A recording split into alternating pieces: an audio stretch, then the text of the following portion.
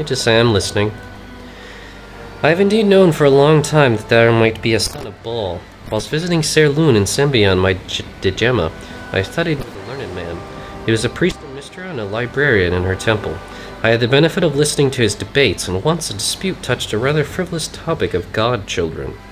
At the time, 'twas an almost comic notion, for after the time of troubles, many an unwed mother claimed her offspring to be God's blood. He told us how such a lie may ruin a young life. He had heard a boy once, he said, lay claim to divine blood. Peculiarly, it happened years before the Gods' War. I was interested enough to speak to my mentor in private, and he told me of the boy. He was a wild and unsettled child called Saravak, taller and stronger than some, but not remarkable otherwise. His madness was surely due to the fact that his mother was found murdered a few days before. Perhaps the woman was unstable herself. It was she who picked a cruel deity for her son's father, Baal. Or perhaps the boy did in distress over his mother's violent death. Intrigued, I studied every scroll mentioning Baal and came across Alando's portents. Indeed, 'twas prophesied that Baal would send forth mortal spawn. And then I asked myself, if I were a deity who had foreseen my own death, would I produce my heirs in the year of troubles? Or would I send them through the ages, seed them throughout the ages? The dozing seeds which I could call forth from beyond death. I wished to find the Saravak, who must by that time be a man grown. However, he was gone from Sembia, and I was commanded to return to Rashomon. 'Twas not till last season that I received permission to come to the western lands to seek his trail. In Serlun, my old tutor taught me that Saravak had done well for himself and was now a merchant in Baldur's Gate, dealing with Sembia on behalf of his father, Realtar Anchev. I gathered what information I could, but it was not enough. Before confronting the man with such an accusation, I determined to find more of Alando's prophecy and to see any writing that pertained to Baalspawn. Therefore, I started out from Serlun to go to Candlekeep, where his lore is preserved. Yet things did not go as planned, and I met thee. The description that thou givest of thine assailant made me suspect that 'twas Saravak himself who came for thee. Added to the unusual circumstances of thy birth and upbringing and the strength of thy character, and made me suspect that thou, also, might be a Baalspawn. I had read so much, thought so much of Baalspawn in the past 6 years. I had waited to meet one. I was intrigued when I thought I recognized the divine essence in thee. The more I knew thee, the more I became convinced that my earlier reasoning was true, and the darkness itself might be turned to light's work by one like thee. I was not unlike Orion in thinking so. Lots of different responses here.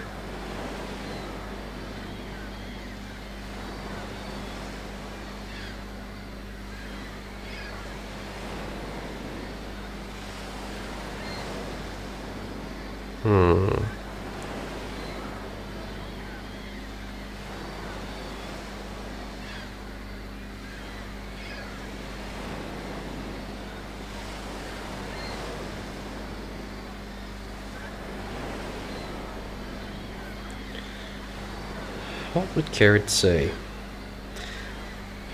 He might say 6. He might say 5. He wouldn't particularly feel betrayed by this. I mean, she was pretty much laying on the hints, pretty strong that there was something that she knew that wasn't letting on about. Kered's not that terribly surprised that it... Well, he's surprised as to what it is, but... I guess he would probably be direct at this point, exhausted from their travels through the dungeon, saying, "The question is, do you still love that creature of your imagination, or do you love me? Sometimes 'tis easy to love someone whom thou knowest well, and sometimes 'tis not easy. But 'tis always impossible to love the one whom thou dost not know, Kered." Life continues to be quite the challenge. You have been accused of murdering the Iron Throne leaders, and the Flaming Fist will undoubtedly hound your every step because of it. Despite all of this, you must return to the city of Baldur's Gate, the very lair of your accusers. You must find and expose the one who is responsible for your predicament. You must find Saravak. That is now our objective. So everywhere we go, we are now going to be hounded. Apparently we're over here. Guess we'll try going this way. Hounded by the flaming fist.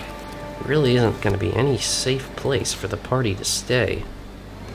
It's really rather unfortunate.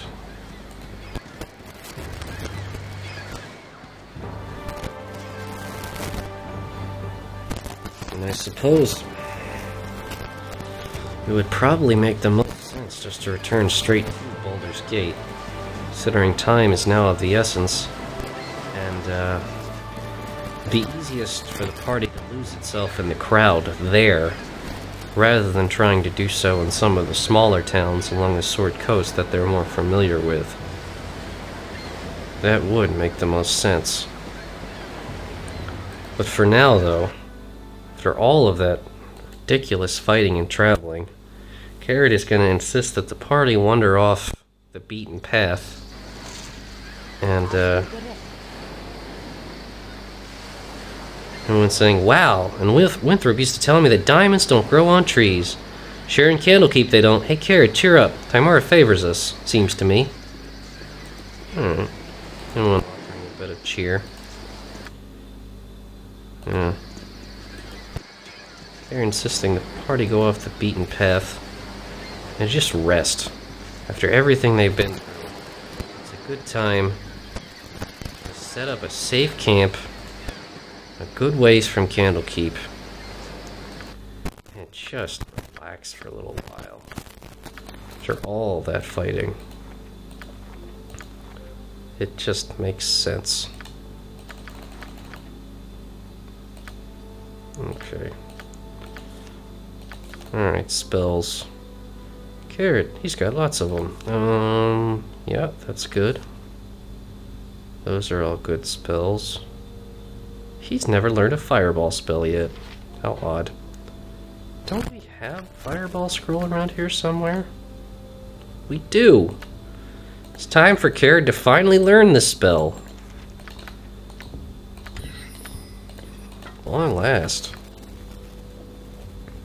Okay. Yeah, those are all good. Actually, Lightning Bolt is really just a terrible spell that never works as it should. Spirit Coast Armor, that actually might be pretty useful. Lasts a while. 5 turns. Good enough for a series of fights, I suppose. Yeah, Ghost Armor. Alright, these are all good spells. Actually, Autoluke's Resilient Sphere might come in real handy. You can use it to isolate enemies from a fight, or other members of our party, if they're indeed in a dangerous situation. Got plenty of monster summoning. Let's memorize that instead. And it's an alteration spell, so that's rather appropriate that he would have something like that prepared. And Cloud Kill hasn't been proven to be that useful. Hold Monster actually might be what he wants to go with right now. What is this? Chaos. It's basically an enhanced confusion spell. Cloud Kill isn't necessarily always useful, while Hold Monster I think would. So he's going to learn Hold. He's going to prepare, rather, Hold Monster instead. Cloud Kill's all dying here, Scott, so she's going to learn Prepare that. What else? She can also cast Autoluke's Resilient Sphere. Why not? What is this? Polymorph Self. Can turn into a gnoll, a mustard jelly, an ogre, or a spider. Pass. And remove Curse. The one 4th level spell she knew for a while. Alright, all those are good spells. Those are also all good spells, though Aghanazar Scorcher is a bit dated. Actually, let's have her prepare Web instead. Good for stopping enemies. And all that seems pretty good too. Okay. Party finally taking a rest. You close your eyes tonight, and visions of Candlekeep swim into view. As you pass through the gates of the Citadel, there is a flash of memory, and you are a child of only a few seasons once more. At your side is Gorion, gray-haired even all those years ago. How old must he have been to age so little in the time since? Aged as he ever was, you still have to run to keep up with him. He has an important meeting with Ulrond, the Keeper of the Tomes. An important meeting about you. Funny, you don't remember it. As you stand outside the doors of the inner keep, you can hear the shouting from within. Gorion seldom raised his voice, though you did not care to listen to the discussions at your previous stops either. As you trace patterns in the water of a fountain, a reflection distracts you from the argument. A large raven has perched atop a stone wall and stares directly at you with huge black eyes. You stare back through the mirror of the water and are suddenly afraid to meet the bird's gaze any other way. It has claws for feet. You think to yourself, little skeletal claws. The doors of the keep suddenly swing open and Ulrond storms out. He glances at you for a moment, but looks away as he speaks. You both can stay, he sneers. But mark my words, that child will be the death of you. A flash of memory once more, and Gorion walks out of the keep as he is today, dead. You drop your gaze back to the water so as not to see. The raven is gone, but your own image remains. Your eyes are black, like those of a bird. Like father, like child, the reflection says. You wake with a yell, predictably unrested. These nightmares are getting brutal. Kered is fatigued. He gained a special ability, Draw Upon Holy Might. Wow. Huh. Yet another nightmare.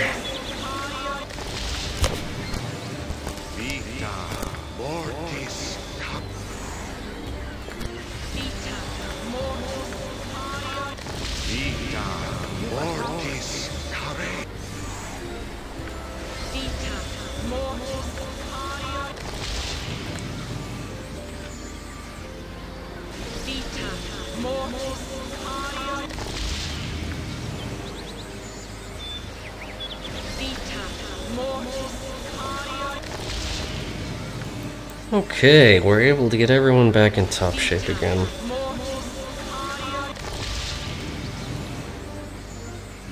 Who is this?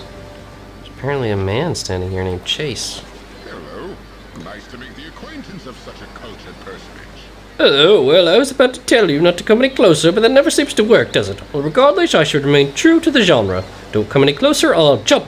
Yeah, you heard me. And I'll do it, too. So don't come any closer, again. And don't try to stop me. Everyone's saying, hey, you know what? Kered over here was just locked out of his hometown without a penny and some monsters killed his father.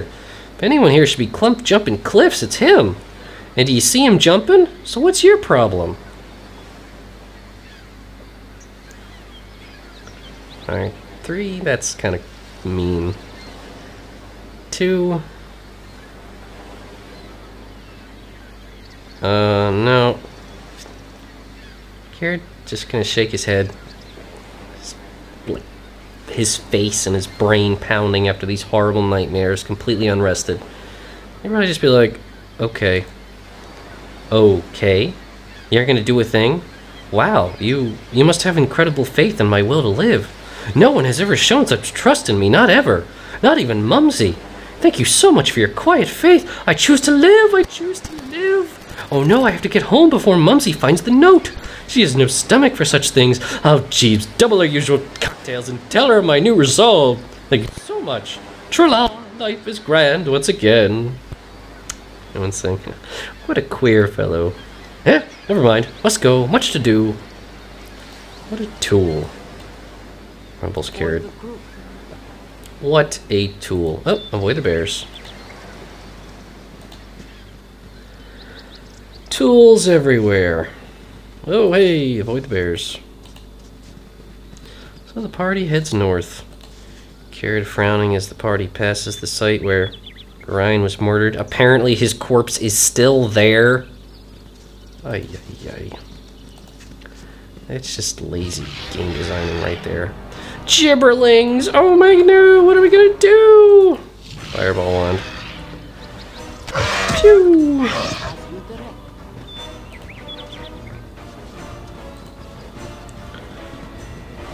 Okay. Party heading straight back to Baldur's Gate. They would probably approach the entrance first. Just before they got taken away, they were talking to the Flaming Fist before going to Candlekeep. So they pretty much had explored all of these regions of the city, and were about to start exploring the central and the northwestern sections. So I guess we'll just go to the city gates in the eastern section of the city.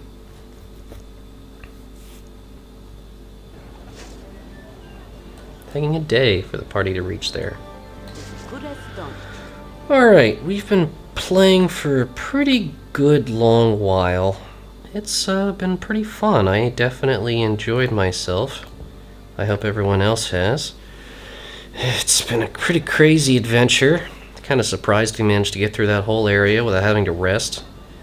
But either way, I had fun, and I hope you did too. Alright, well, we'll continue our adventure another time. We'll explore the rest of the more interesting areas of Baldur's Gate, and of course go to the Iron Throne and figure out what's been going on there. So take care everybody, see you later, and bye-bye.